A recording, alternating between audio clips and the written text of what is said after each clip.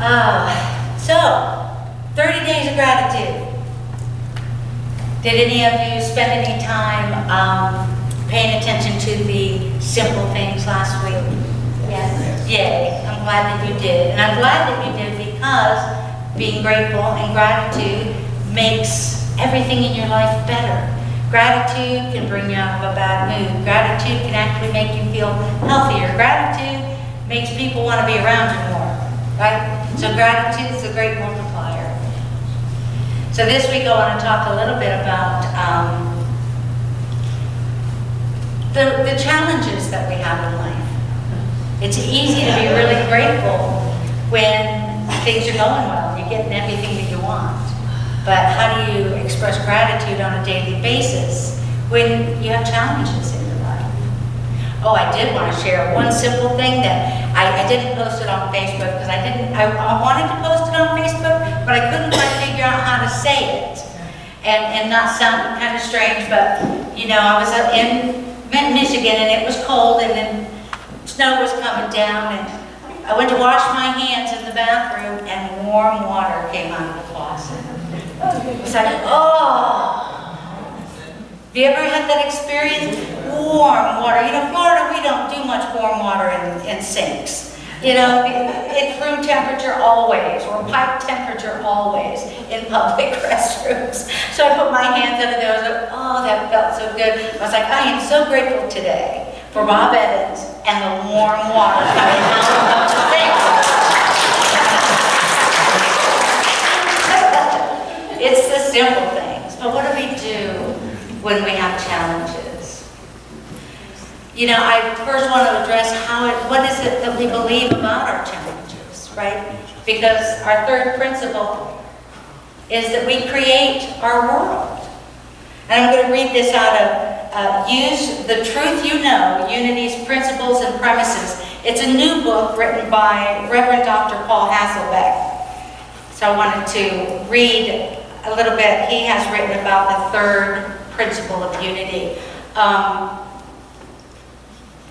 Paul Hasselbeck is actually coming to teach in February, just an FYI, and he's going to teach 2 classes. He's going to teach Metaphysics 3 and 4, and then he's going to do a third class. It's called Metaphysical Wrong. Yeah. Which basically, anything you want to talk about, you will discuss it metaphysically. What an awesome thing. I think it's like at 3 in the afternoon, but anyone that can come, you probably would enjoy it a lot. And he loves to be asked questions. You know, challenge him. Tell him that you don't agree and tell him why. And he won't tell you that you need to agree, but he'll explain to you in detail exactly how he came to his conclusion. I love that about him. He is firm and steady in what he knows, and he can express it. That is the best way for me to learn, is through discussion.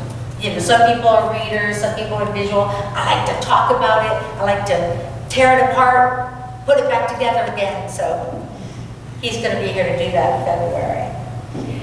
Human beings create their experiences by the activity of their thinking. Everything in the manifest realm has its beginning in thought. Human beings create their experiences by the activity of their thinking. We create our experiences by what we think. A few weeks ago, I asked each of you, do you really, truly believe that?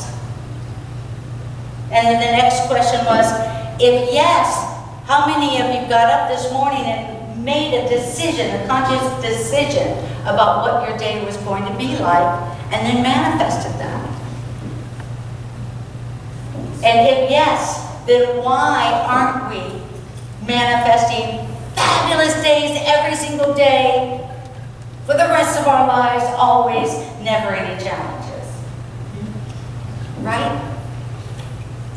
So the $64,000 question is, why do bad things happen to good people? Paul says in here, he says, humankind is the power of God in action. We are the power of God in action. To humankind, is given the highest power in the universe, the conscious power of thought.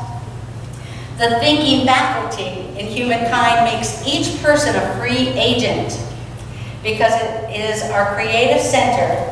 In and through this one power, humankind establishes his or her consciousness.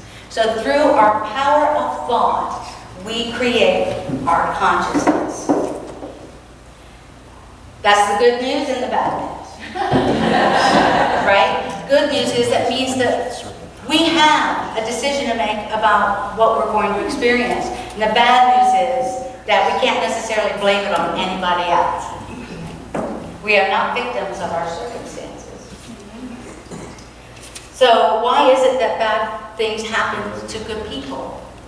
If we truly honestly believe in our third principle that we are responsible for our experience, then each and every one of us at some point has to reconcile how we have bad things happen, how we have not good days, why things happen. You know, the biggest challenge I see for people when they're talking about this is, why would that child be born ill?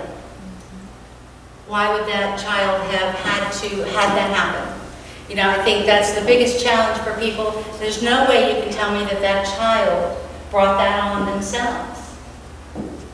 That's a big challenge, and we need to reconcile that if we're going to be able to produce gratitude on bad days, right? There's lots of ways that people try to reconcile that. One way is to call it karma. It's just my karma. I'm experiencing something that I'm feeling it and experiencing it based on something that happened in a past lifetime. How many of you think you've experienced karma? Yeah. Most of us here, yeah. And karma is mentioned in the Bible. Jesus mentions karma. He also mentions reincarnation. So those things were pretty common knowledge back in Jesus' time. So I'm having a bad day today and I don't see anything that I've done to manifest this. I bet you it's my karma. You know, I have this consciousness that I have a bad lying karma. Anybody else have bad lying karma? Okay. If you're in the grocery store with me and we're chatting and you see me get in this line, go to any other line. Any other line. They will run out of tape. The electricity will go out. The girl will have to leave on an emergency before she hits the finish button. I mean, whatever it is, do not ever get behind me in line for any reason. Do not know where that comes from, but I'm sure it's a lot of it's my own consciousness bringing it forward, because every time I step into a line, I'm like, I wonder how this is going to work. But yes, exactly. So karma is one way that people reconcile it. Another way is with what's called a soul contract. You can read a lot about a soul contract where people say that before we come here, we make some kind of an agreement with the universe about what we're going to experience. That we make an agreement to experience something based on healing. And it's the healing for that soul as well as other souls that are involved in that. I don't necessarily buy into that one, but it's a big one. It's a big one. And another way that people reconcile it is talking about race consciousness or human consciousness. You know, if we're all, 7 billion of us, more than 7 billion of us, all manifesting and trying to manifest wonderful things in our lives, and we're all living together and standing next to each other, you can't possibly have it your way every single time, can you? Because you always have control over how you feel about anything that happens. So really, yes, you can. But because things interact together, because we all have to interact together, there are other forces beside ourselves. Now, another one, how many of you have ever studied A Course in Miracles? Yeah. Wonderful stuff, Course in Miracles. Maybe one day somebody will start a study here, but Course in Miracles would say all of it's an illusion anyway, that we have created every single experience we have only is there because we believe it's there. It only exists because we believe in it, which is very close to nothing has power that we don't give to it, right? We get ill because as a race consciousness, we've agreed that we can get sick. We have this human experience because we've agreed that that's the way it goes. We're born, we grow old, we pass. It's an agreement that we have as a race consciousness. So there are a lot of factors that go into, a lot of possibilities that go into how you can reconcile, if we create our own experience, how does something bad happen, right? And each and every one of us has to do that in order to really sit and move into the consciousness of creating what we want in our lives. I want to tell you a little story. Well, actually, I want to tell you a little story. I like telling stories. Genesis 13, actually. It's a story about Abram and Lot. How many of you, all of you have heard, this is just my lot in life, right? And when somebody says that, what I hear is, it's just the way it goes. It's just the hand I was dealt. It's my lot in life to have to do this or that or the other thing. That story comes from, that saying comes from the story of Abram and Lot in Genesis. They're brothers, and they go traveling together to find a place for their families to cohabitate. And they go from Egypt into Bethel, and they don't get along so well. There's not enough room, apparently. There's not enough earth in Bethel to sustain both of their rich, full families. So their workers end up having trouble. They end up having trouble. Finally, Abram says, hey, listen, why don't we just go our separate ways? You pick anywhere you want to go. You pick a direction. You can go that way, and I will go the opposite direction. So Lot chooses the plains of Jordan by the river, and Abram picks the tree plush area of Mamre, right? And everywhere that Abram goes, he builds an altar to God. Who do you think ends up with the better lot in life?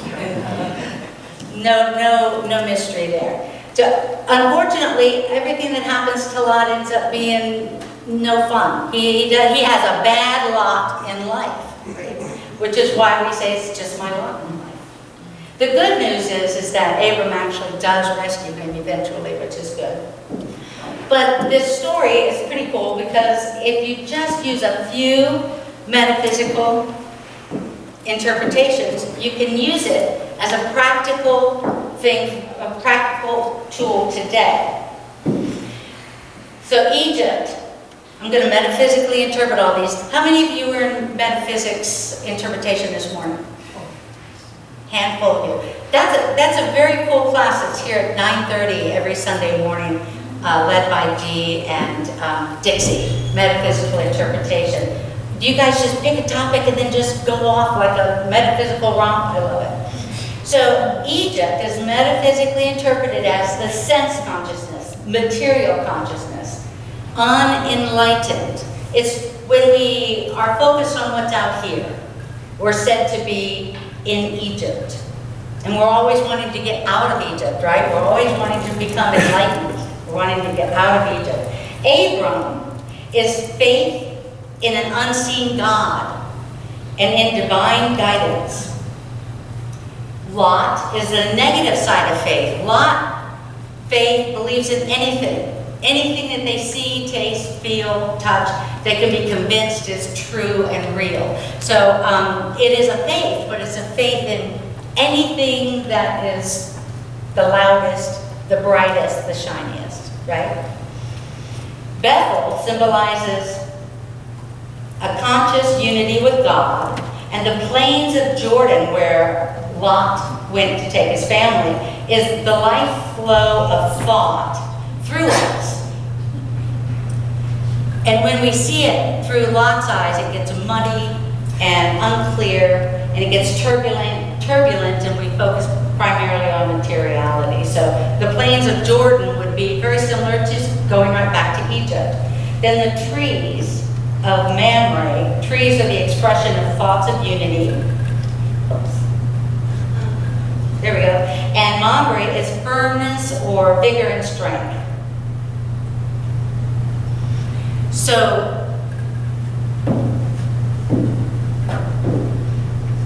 the story here,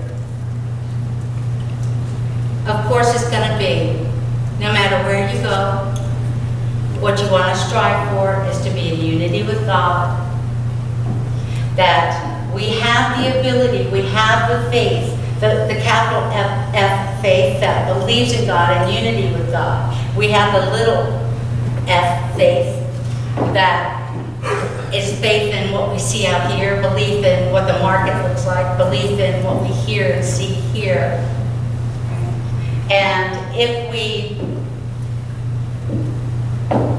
want to have a good life, we need to focus on God. That's really what it is. Isn't that the focus on every single Bible story? No matter how it's said, no matter how it's done, isn't that really what it is? That it's all about, can we communion with God? Can we bring ourselves to a higher consciousness and communion with God, trust and faith in God? Oops. Let's see. I do want to read you out of Psalms, because I think it's beautiful.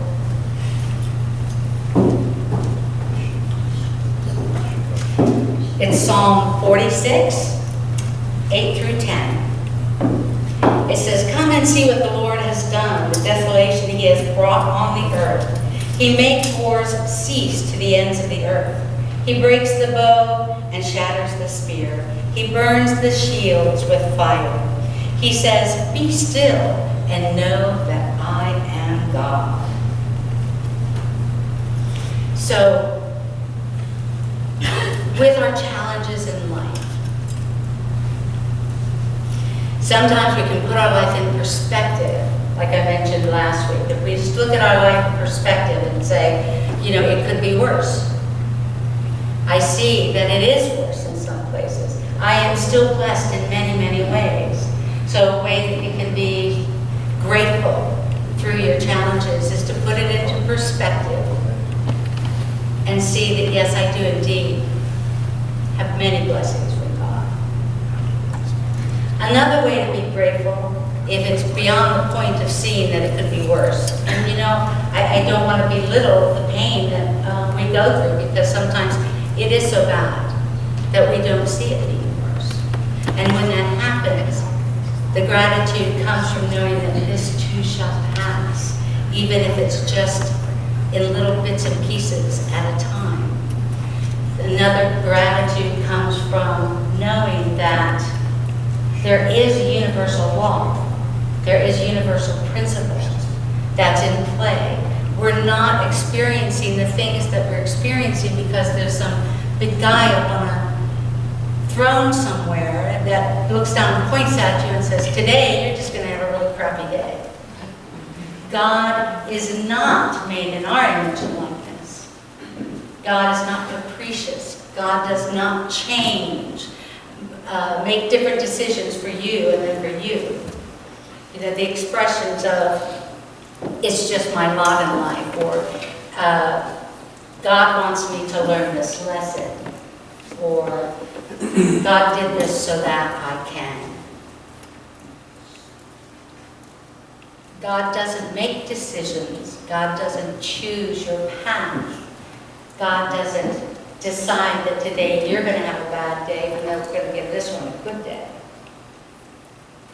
There's a lot of gratitude to have in knowing the consistency and permanency of God, knowing that God does not change, that universal law remains the same, always, and shines on everyone equally, that we really do have control over all things on earth. Mankind was made in God's image and likeness and given control over everything on the earth. Nice.